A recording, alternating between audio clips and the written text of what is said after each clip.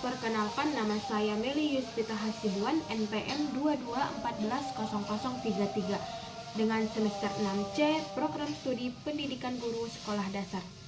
Mata kuliah Pendidikan Sanitari dan dosen pengampu Ibu Monica Teresia MPD. Baiklah, di sini saya akan membahas materi yang kedua, yaitu jenis-jenis sanitari. Baiklah, sebelum masuk ke jenis-jenis sanitari, saya akan menjelaskan terlebih dahulu pengertian sanitari. Sanitari adalah ekspresi jiwa dalam bentuk gerak yang indah dengan iringan tertentu. Gerak dalam sanitari memiliki nilai dan berbeda dengan gerak sehari-hari. Jadi, sanitari merupakan bentuk ungkapan perasaan yang dibawakan oleh penari dengan perpaduan gerak dan irama yang dilakukan dalam suatu momen tertentu. Baiklah, selanjutnya saya akan membahas tentang jenis-jenis sanitari. Jenis-jenis sanitari yang saya dapat ada 3 kelompok. Yang pertama, jenis-jenis sanitari jenis-jenis tari berdasarkan pertunjukan dan partisipasinya. Yang kedua, jenis-jenis tari berdasarkan koreografinya. Yang ketiga, jenis-jenis tari berdasarkan perkembangan. Adapun jenis-jenis sanitari berdasarkan pertunjukan dan partisipasinya ada 2, yaitu yang pertama, tari partisipatif.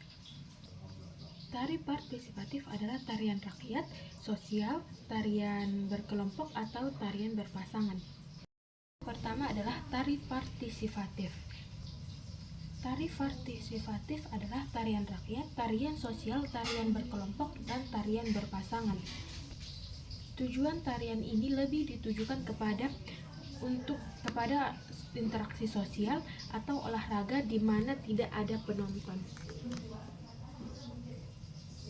Yang kedua adalah tari teater.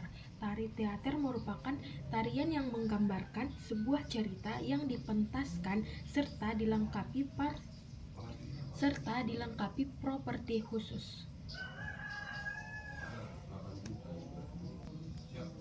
Tujuan tarian ini ialah sebagai hiburan. Jenis tari ini meliputi tarian balet, tari Jepang, tari modern, dan lain sebagainya. Selanjutnya, jenis-jenis tari berdasarkan koreografinya dapat dibedakan menjadi 3. Yang pertama, tari tunggal. Tari tunggal adalah tari yang diperankan oleh seorang penari atau dikenal juga dengan istilah tari solo. Misalnya, tari golek dari Jateng ataupun Jawa Tengah. Yang kedua adalah tari berpasangan. Tari berpasangan dalam bahasa Latin dikenal dengan istilah pas de deux, ataupun dalam bahasa Indonesia dapat disebut dengan duet. Tari ini dilakukan oleh 2 orang ataupun berpasangan. Misalnya tari topeng dari Jawa Barat. Yang ketiga adalah tari kelompok. Tari kelompok dalam bahasa asing dapat disebut dengan grup koreografi, yaitu tari yang dilakukan oleh minimal 2 orang. Misalnya tari saman dari Aceh.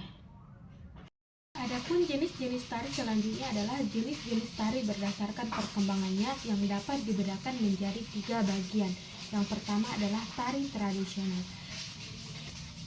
Tari tradisional adalah jenis tarian yang sudah turun-temurun, yang diwariskan dari zaman nenek moyang. Jenis tari ini sangat mengedepankan nilai filosofis, simbolis, dan religius. Yang kedua adalah tari kreasi baru. Tari kreasi baru adalah pelebaran sayap dari tari tradisional yang gerakannya dipadukan dengan gerakan baru dari jenis tarian lain. Ketiga adalah tari kontemporer. Tari kontemporer adalah jenis tari modern yang tidak lagi terpengaruh unsur tari tradisional. Tari ini menampilkan koreografi unik dan penuh makna. Jadi, jenis-jenis tari memiliki 3 bagian. Yang pertama, jenis-jenis tari berdasarkan pertunjukan dan partisipasinya yang memiliki 2 bagian. Yang pertama, tari partisipatif, yang kedua, tari teater. Selanjutnya, jenis-jenis tari berdasarkan koreografinya ada 3. Yang pertama tari tunggal, yang kedua tari berpasangan, dan yang ketiga tari kelompok. Dan yang terakhir adalah jenis-jenis tari berdasarkan perkembangannya. Yang pertama tari tradisional, yang kedua tari kreasi baru, dan yang terakhir adalah tari kontemporer. Baiklah, itulah materi yang dapat saya sampaikan. Jika ada kata-kata saya yang salah, saya mohon maaf.